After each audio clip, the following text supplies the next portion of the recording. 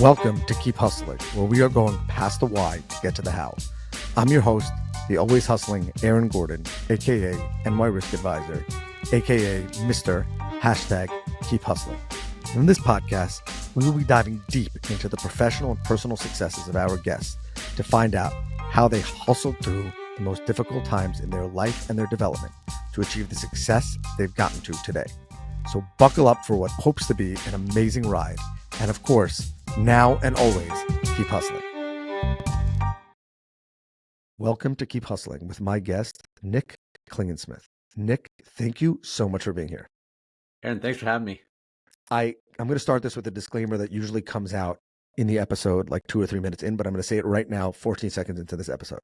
Please, if you're listening, if you're watching, push pause and read the bio in the description. I'm not going to go through the whole bio, but I have a feeling that this, as I said before we came on, I read some insane bios doing this, and I feel very lucky to be the host of this podcast. Insane in the best possible way. Everyone should read Nick's bio because he is the ultimate hustler through a lot of things, physical, emotional, and life, which we're going to get into. But if you don't read his bio before you hear this interview, you probably will lose out. So with that, thanks again for being here, Nick. Excited to be here. So I usually ask people about their upbringing and kind of what led them to where they are today. But I want to pivot some of the questions specifically for you and say, you had a light bulb moment, I assume. I don't know if it was a light bulb, a light off, the light was on, the light was cracked, the light was whatever. I like to begin with that moment where you realized that your life had to change and you decided to make that change. Ooh, well, there's going to be a number of those moments. I'll tell you what, though, only one of them really came with intention. And what I mean by that is in July 12th of 2014, I found myself drunk, coming off a blackout, kneeling on the hallway floor of a Las Vegas hotel, surrounded by cops and security who were throwing me out because I had just tried to have sex with a hooker in a broom closet 2 doors down from where my girlfriend was sleeping. Now, I like to let that one settle in for effect here because I was about as every bad of a scumbag as you might imagine at the moment. And I had to wake her up because we were getting thrown out of the hotel. And I had to spin some nonsense about how none of this was my fault and blah, blah, blah. And it took a couple hours until we were actually able to find a new room somewhere. And when my head hit the pillow that night, I made the first declaration that I didn't want to live that way anymore. And that was the last time I drank. Now, that was just stopping the bleeding, though. It was about 2 years later where I found myself I was sitting in my office on a Friday afternoon, and my boss walks into my office at the time, and he says, "Nick, I want you to do a Spartan race. Or I'm going to do a Spartan race, and I want you to do it with me." And I looked at him, and I'm like, no, fuck no. No, you psychopath. No, you psychopath. Like, talking to me, you got the wrong guy. I don't want to be that uncomfortable. And I went home that night, and that's when I discovered the problem. I was 2 years sober. I had just been promoted at work. I was a VP. I had a team of almost 100 people, and we were crushing goals. I had a nice house, car. Life was good. My health was okay for me. I was dating a new girl that's my now wife. I had everything going for me, and I was stuck. I was suddenly terrified of losing it all. And so I said, yeah, that was the next thing that had to happen is I knew there was a change in my life I needed to make. I just didn't know what it was. And over the course of the next the next 7 months, I began to make these incremental changes in my life, small changes, waking up earlier before work so I could work out before work, drinking more water, getting intentional about stretching and going to bed at a regular time. All of a sudden, I was eating better food and I was meditating at night so I could get mentally tougher. And my mind, body, and spirit, everything was progressing. And then it hit me. Literally, a car. I'm sitting at a red light and a woman who was going full speed hit me from behind. She went flying through the air like something out of the movies. I'm not laughing at you. I'm laughing with you. My Jeep got racked up. I got several herniated discs in my back and neck from that accident. I got more nerve damage from that accident. I went home that day and my cat of 10 or 12 years died. And about a week later, the lady who had hit me, who was in a coma after that, She was lucid at the scene, but she died. And even though all I was doing was sitting at a red light, the last thing that happened to her was me. And that was hard for me that's still hard to handle. And so I found myself in this moment where I was just lying on the couch, back where I started, thinking I couldn't live my life. And I was depressed and I felt like giving up. Although, what does that mean, right? Like a lot of times, I think a lot of people find themselves in a despair moment and they say, I just want to quit. But we keep getting up, we keep taking showers, we keep going to work, we keep moving, and things start to change. And that's what had happened for me. And so I put another race on the calendar, even though I didn't have a diagnosis on the nerve damage. I was still depressed as I could be, but I just had to keep moving forward. And I was trying to train that morning. And here's where the defining moment comes in. And I was just flat. You've seen Rocky 3? And he didn't have the heart, and Apollo's yelling at him, and he's just kind of kicking the sand around, and Adrian's like, that's how I felt. All right. And it occurred to me as I was reflecting back about everything I had been through: 4-time cancer survivor, type 1 diabetic, recovering alcoholic, 7 herniated discs, sleep apnea, nerve damage, meningitis. I lost my sister. I lost my mom. There's some other shit here too. I was still playing the victim. Even though I had gone through so much and I had been through so much and gotten as far as I had gotten, I had not overcome my adversity. I had only survived it. And I decided at that moment that it wasn't enough to be a survivor. Hanging on for dear life and begging for it to stop is not a way to live life. And so I threw a glorified temper tantrum and I said, fuck that. I will not be defied by my adversity, but rather my triumph over it. And I made a declaration to go hunting the shit that comes after me. And that's part of the reason why I do what I do, because I'm not supposed to do it. Didn't you earn the right to be the victim? I'm trying to think of an analogy here, right? There's something called, like, say, justifiable anger that somebody might have, right? This as an expression. Like, hey, you're all worked up. You're really pissed off, right? Your veins are constricted. You're hammering the wall. Like, you're angry. But it's justified because somebody screwed you over. Some bad thing happened, right? Who's getting hurt, though? 1 second. I agree with you. I'm just saying, I was going to ask you when the cancer came, but you have now said that it came before all of this. So, we mentioned, you mentioned about going into the origin story, right? Like, who am I to begin with? So some things that I'm going to say now, I only realized now. I'll be 45 next month. And for the first time in my life, about 6 months ago, I actually realized that my parents getting divorced when I was 6 years old had a really big impact on my life. Now, I grew up on Martha's Vineyard, all right? This is not like an after-school special, okay? And for those listening, the ones but read the bio. It is an after-school special. You've earned it. This should be on every major. Your story should be in theaters everywhere for good reasons. Well, when my dad left, it wasn't like he left far, all right? It was an island. But still, my mom didn't have the capacity to care for me. She didn't have the capacity to love. About a year after that, I went to go live with my dad and his new fiance, who threw us both out the next morning. I got kicked out of 2 homes by 2 different moms in 12 hours. And as a 7-year-old, you could pretend that shit doesn't bother you all you want. But it turns out that I grew up afraid of rejection and feeling like I didn't belong and like I wasn't good enough. And I grew up afraid and feeling like the victim. And to your point, for a while, it was helpful. Feeling like the victim, me against the world, it toughened me up. It gave me the armor, it gave me the grit, right? And it did. I went to work at a young age. I made my own money because I was like, you know what? Fuck these people. They're not going to be there for me. I paid my way through school. I did well in school because if I'm going to be scrubbing the back wall at Applebee's on a Saturday night, I better get some good grades while I'm at it.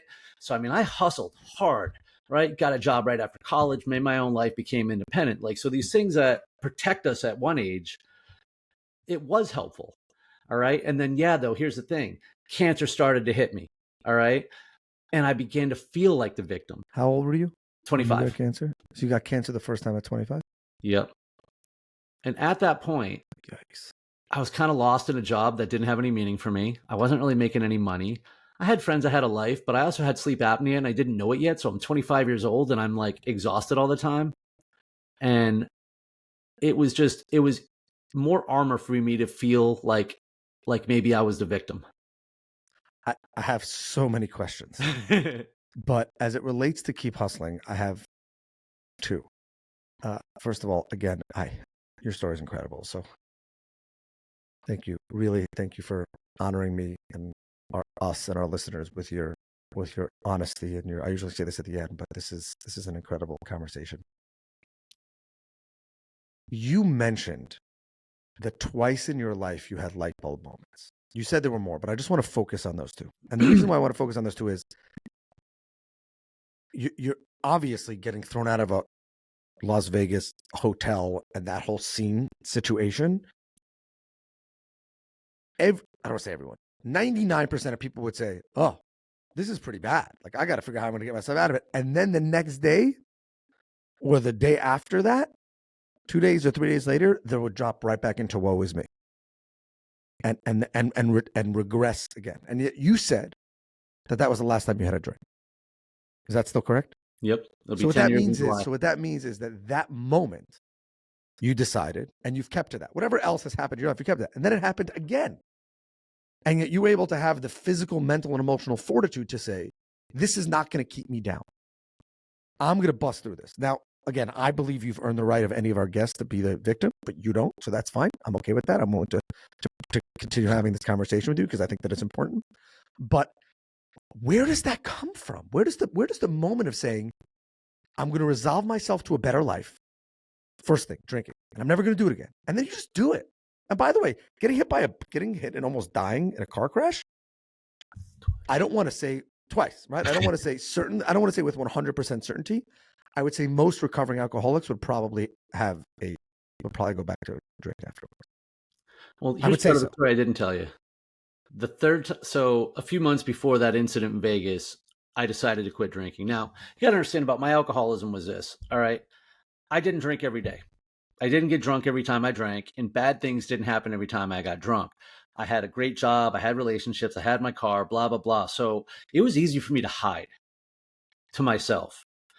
And it was easy for me to say that my selfish behaviors didn't matter. My reckless behaviors didn't matter. You don't really know who you're hurting. You also don't know who's watching you, right? Like, just because I can drink till 4 a.m. and come into work and be highly functional at 7 a.m., I'm still screwing over my employer. I'm still screwing over the people who are looking up to me to help them. And you don't realize those things because you're checking the boxes.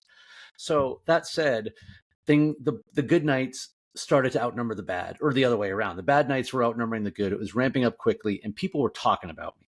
And I didn't like it. So I decided to stop drinking because people were talking about me. Now that didn't work out at all. I spent 4 months miserable. All right. And I tempted fate. I went to every happy hour. I bought rounds. I threw beer Olympics again at my house. Like, I wasn't really willing to change. I just wanted something else to change. When it came time, so I already had this planted in my head. And then I got cancer for the third time. Only this time was the one that's still in my neck, and it was inoperable. Now, most people at this point would freak out, not me. I was relieved because now who's going to mess with the guy with inoperable cancer? I could drink all I want. And that's how I saw it. So that's how warped my thinking was. But because of that, I crawled deep into the bottle, and I found myself that bottom 3 months later. I think I'm one of the luckiest alcoholics in the world because I didn't have to spend decades and decades and decades out there. I also had good role models in this. My dad's got 4 decades of sobriety. He's the happiest guy I know and always has been. And he goes anywhere, does anything. So I see that there was life beyond recovery and life was good. So it was a decision that I sort of knew I would get to at some point. But I couldn't live that way anymore. I hated myself the entire time. And by the way, the thing in Vegas, it wasn't like it was just a trip with my girlfriend and I. I was supposed to be on stage as a speaker at my company's conference the next day. So my absence was nowhere for me to hide. And I got very fortunate. The people I worked with didn't fire me. My girlfriend somehow didn't break up with me. No way. Yeah, well, she didn't get the whole story at the time. What? As a matter of fact, if she hasn't read the book, she still may not know the whole story. But if you're listening and you know who you are, reach out to us. Reach out to us just for kicks. I do get asked about her from time to time because she was very codependent, and I understand that. I was saying that a little bit tongue in cheek, but no. I know what I mean by that though is that, like, I feel bad anytime it sounds like I'm putting her in a bad light because she put up with a lot. She deserved a lot better than she ever got from me. What? So your boss challenges you. I'm trying to put the hustle together. The goal of this podcast is to let everyone out there know that if you're going through a difficult time, or they're going through a difficult time, or they think that they should give up on hustling, the peak is right there. Yeah, and now's they the can time to achieve double things. down. Now's the time. Exactly. And so many people give up right there. Just they're able to get to, they could have achieved. There are some people who just are not talented enough, who just don't have the passion. First of all, you're one of the most passionate people I've ever met, and I really appreciate that. But what? Multiple marathons, 100 Spartan races, and ultra marathons from herniated discs and 4 times with cancer. Where on, I'm going to go back to this again. Where on God's good earth does that come from? How does a person get to that? How do you keep going? So I'm going to give you 2 answers on that. One is going to be about me, and one is going to be something applicable for everyone else. When I was writing my book, Through the Fire, the first version was 125,000 word ego manifesto. Okay, it might as well have had Jake Gyllenhaal on the cover. It was just like, here's obstacle racing, and it was stupid. It was like a Spartan race journal. It was all sorts of nonsense. When I revised it for a year and cut out 38,000 words to make it shorter, I had to cut out all the bullshit, all the lies, and I had to see things as they were. And I started getting vulnerable and open. And I saw my life in a different pattern. And what I saw was that I had literally written resilience as a process. And I found my purpose. Like, my purpose in life is to overcome every obstacle and inspire others that they can too. And why that's important to me is because every single challenge that has happened since then, I lose a job, I tear my hamstring, insurance gets canceled, like life shit happens. It's just another obstacle to be overcome now. I feel like I have an obligation and a mandate to do so. The second part that I've learned from 100 Spartan races is this: you have to suffer to do anything great. Suffering is part of the damn program. The reason people give up at that part right there is because they reach their pain tolerance. Well, I have an unwavering belief in my overwhelming success. And if I have to lose everything that I have before that, that's the cost of doing business. And I know I'm going to make every nickel of it back. And that's where other people get jacked up, is they want to achieve without sacrifice. I agree with you, but how does a person really internalize that? We got to decide the purpose. And this is where a lot of people get blocked up, is too much conventional thinking. You know, we're talking about hustling, right? So a lot of entrepreneurs are the people that we should be speaking to, who supposedly are the ones thinking outside the box. But yet, as moment they hit the edge of the box, they go back to work for somebody else. We have to think and dream big. And I mean huge, limitless freaking dreaming. One of the guys I'm coaching, working with him, he's 45, successful career, right? But he's kind of stuck. And the reason he's stuck is because he had all these ambitions about working for 30 years, put money in the bank, 401k, golf and vacation, retirement. And I go, dude, if anywhere that were true, you wouldn't be on the phone with me. What do you get out of bed for? You don't work for that company. You work for you, your dreams, your goals, your aspirations. And if you don't have goals, dreams, and aspirations, then you're literally just a zombie. So let's think of some shit to do with your life. I think the most spot on thing, you've said a lot of spot on things so far, but I think something that is so profound is that people sell themselves short. Whether you achieve what you set out to do, things can come in the way, outside factors can come. Life always will throw obstacles in your way. But the only thing that stands between a person and their dreams is the person's own limitations. And people, what I'm putting together now, talking to you, is the reason why you didn't jump into the victim mentality, because you didn't actually believe that you were a victim. You actually believed that your dreams were achievable and that you should chase them and keep hustling to them and through them, in spite of 4-time cancer. And how many people say, woe is me, and therefore I shouldn't dream, and therefore I'm not going to chase it, and therefore they sell themselves short, when, yes, some people's obstacles are greater than others. But that doesn't mean that the person shouldn't then be able to achieve whatever their dreams are, or dream as big as they want. Sorry. I was going to say, go for it. I had to go through it to get through it and to learn it, because I was very complacent. And I remember when I was 23, 24 years old, when I was 25, when I got cancer, I was making maybe $45,000 a year. I had all my college debt, I had debt more than numbers I couldn't even add up to. And I never saw a way out. I was thinking too small. I was thinking commission check in the business I'm in. I'll never be able to pay this. I never dreamt bigger. And so when something like cancer gets in the way, of course, it was even harder to live because I wasn't living my best life anyway. I wasn't inspired to live without the issue. So maybe I needed to take that beating for a while. And I do call it like a resilient teen, or not a resilient teenager, a rebellious teenager. When enough people tell you can't do something, you're either going to believe them or you're going to defy them. And I love what you said about falling short, because I'm huge on goal setting. That's what I actually coach people on. But I fail most of my goals because I set epic goals. I set really hard goals. I don't set a goal to run the Boston Marathon. I set a goal to run a sub 4-hour marathon. I've never even run a sub 5-hour marathon.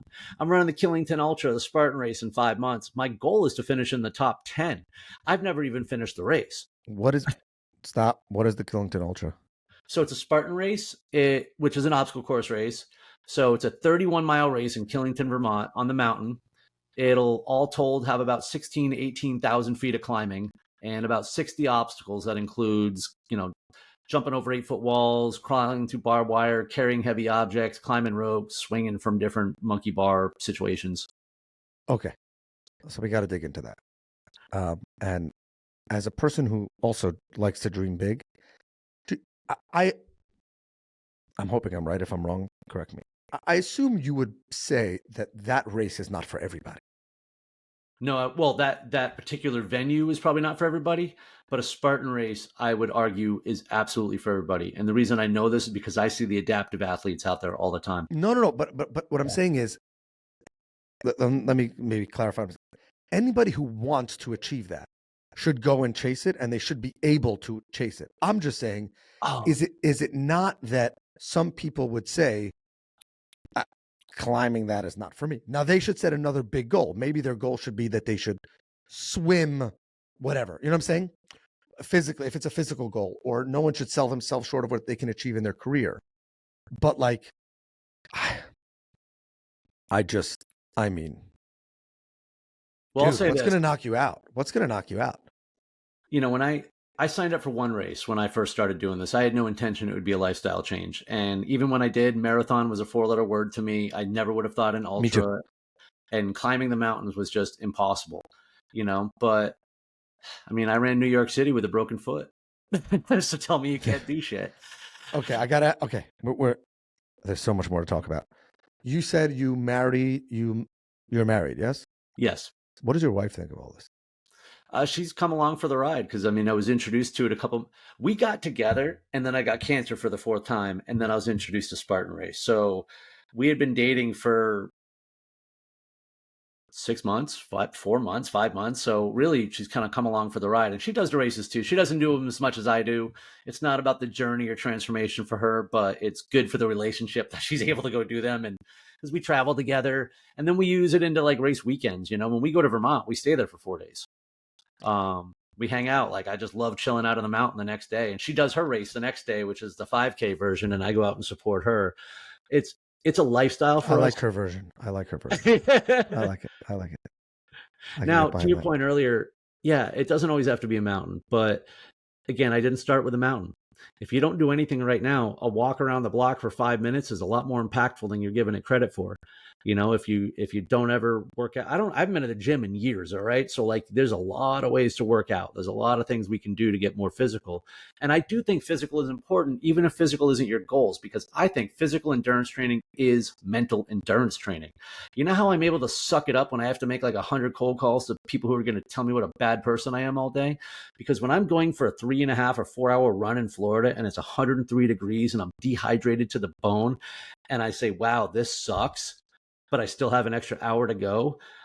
If I can handle suffering under those circumstances for an hour, or if I can run a 12-mile or 12-hour mountain race, I think I can handle making a few extra phone calls for people who can't physically hurt me. And 100%. And by the way, I think that is the strength of Keep Hustling, is that every time a person, and I've said this on other episodes, it's every time a person achieves even a small incremental piece of success, you change your life. And I think physically and emotionally, psychologically, those are the big ones. Because I think when people say, I can't. When the doubt creeps in and the person achieves that, that's a penny in the piggy bank, and eventually the penny is another penny, another penny. Eventually, you have a piggy bank full of successes that then you can harp back to. And I think that that's something in your story that shouldn't be lost, and that's that you've continued to stack the successes one on top of the other. And so many people would become complacent, and I would hate to even think about where that would have put you. I mean, I think one of the things when I asked about your wife that's profound is she doesn't think that she should run the same races as you, but I think I have to believe that watching you constantly push yourself, just to, this week we did this, or this race was 12 hours, even though you said you're going to set a crazy goal of 10 hours, let's say, and cut it by that much, as long as you get to 11 and a half the next. That's And what I can't call imagine. that, when I mentioned 2019, right, the NYC marathon, my goal was 4 hours for that marathon. It took me almost 6, but here's the part of the story I didn't mention yet. I also raised $3,500 for charity. Oh, and I ran the New York City Marathon. Like, check. I ran Boston twice. I raised over $25,000 for charity. I've never hit close to my goal time. Who cares? Like, you aim here, you come down here. And did you run Boston twice and New York once because you just couldn't hack it again in New York because you're from Massachusetts? Like, it just wasn't for you? You're like, listen, I can do an ultra Spartan, but running through New York City again is not for a guy from Massachusetts. It's fine. You can admit it. Safe space. Actually, I'll say this. And I'll get drummed out of Massachusetts for saying this. So I'm always going to be partial to Boston. And whether anybody wants to know this or not here, it is the holy grail of marathons. And like, it's the hardest one to get into. It's just iconic. That said, being from Massachusetts, I shouldn't say this, but damn, the New York crowds brought their A game. The Bronx is the epicenter of all evil for me, right? That's like mile 19, okay? Remember, I hadn't trained. I had barely run 5 miles in the entire training session up to this marathon. My blood sugars weren't keeping up. I was dying. Literally dying. All right. And when I got into the Bronx, the buildings shook. They were awesome. The people were just awesome. And people make the marathons. That's because New York rocks. But wait a second. Now I got to ask you about that. Well, it's fine. We're going to go overtime, but it's fine. What made you think to run a marathon that you didn't train for? Well, why was that a good idea? Because I was planning on training for it. I signed up for it. And because I had into charity, it wasn't something I could just defer. Like, you get one shot at that bib and that's it. So people were saying, and I hurt my foot in a Spartan race about 2 months before. And so I did everything I could. I mean, everything. I did go to the Y, and I used the hand truck thing, the hand bike, because I couldn't put pressure on my feet. And I did that shit for 3 hours. I was doing anything I could to get my heart rate up, just trying to do something to train for it, which was just foolish, but I don't care. It's part of the story. And, so when the opportunity came, it was either hobble through or don't run the New York Marathon. And when people were like, oh, just do it next year. And I go, what if there is no next year? And sure enough. Great. But then you decide to run a marathon that you didn't train for. And then you say, because I know how I'm learning how you think. And therefore I'm going to finish it because I don't start something and not finish it. Who wakes up on a Sunday morning and says, this is a good idea? Or did you say this is a terrible idea, but I'm going to do it anyway? It was more like the second. I definitely didn't know it was a good idea. I just know it was my only shot. And the thing you got to understand, right? I'm never going to win one of these things. Okay. If you looked at my 160 medals, not one of them says first place on it. They all stand for something different. And for me, it was about being in that fight. I mean, every time I'm out on a course like that or doing something crazy like that, I'm telling diabetes it can go screw. And I'm also showing other diabetics that they can. And I'm showing cancer that you lose, sucker. Like, I'm right here. All the things that have ever tried to hold me back, that's how I win, is just by showing up. And that is the ultimate keep hustling, winning by showing up. I mean, Nick, your story is incredible. You can't win if you don't show up. So your story is incredible. It's I think everyone should get the book. We're going to put a link again down in the show notes. Follow Nick. He's a great follow. Nick, thank you for reaching out. Thank you for sharing your story. Thank you for inspiring. We have a closing tradition on this podcast where we ask our guests to leave us with their favorite all-time motivational, inspirational quote and why and what it means to them. And I'm going to sit back in my chair for this one because I got to believe that there's fire coming. I'm just going to give you a couple of my own. No, I'm kidding. I am going to tell you one. No, we want some from the part of the book that you deleted. You got the good parts. I'm going to, actually, this will be in the new book, but of course I have to tell you this in a story first. Okay. I ran high school track, and I told you earlier about how I had growing up not feeling like I belonged, whatever. I joined the track team, and it was the first time I ever felt like I was a part of something bigger than myself. They just accepted you. They wanted your effort. You gave it. You were part of the team. And my senior year in high school, I had gotten a nasty stomach bug, and I hadn't eaten in days. And we had a meet that day. And right before I couldn't run, I was like, no way, I haven't eaten. I'm not even going to go into the details. Right before the meet, and I dressed, I went up to go tell the coach that I can't run. And I was like, hey, can I talk to you? He's like, just hold on 1 second. I'm going to address the team. And he goes and he's like, gives out the assignments. And then he gives this little speech. And at the end of the speech, he goes something, blah, blah, blah. And he goes, never miss an opportunity to race against the clock. I shrugged my shoulders, went back, laced up my shoes, and I ran almost a 6-minute mile, which at the time was really bad for me, but I don't care, because you don't always have to be at your best to give your best, but you have to give your best to be your best. And I had the effort I could give, and that was it. But I mean, how do you tell him you can't? And the metaphor is true for everything. Never miss an opportunity to race against the clock. You don't need external motivation. It's you, your goals, your ambitions. That is Keep Hustling. There is nothing more Keep Hustling than the story and the passion of Nick Klingensmith. Nick, really, seriously, thank you so much for being here, for sharing your story. I thank you for always keep hustling so you can inspire me and inspire others. And really, really thank you for being here. Thanks for having me, brother. This has been another episode of Keep Hustling. Remember, do well by doing good. And of course, and always, after listening to Nick and all of our other guests, keep hustling. All right, hustlers, that brings us to the end of another fantastic episode. Thank you for listening. Be sure to subscribe to our podcast so you never miss an episode. If you have any suggestions, comments, or even just want to say hello, please feel free to reach out to us on all social media platforms. We are Keep Hustling Pod. Until next time, stay curious, stay hungry, and keep hustling.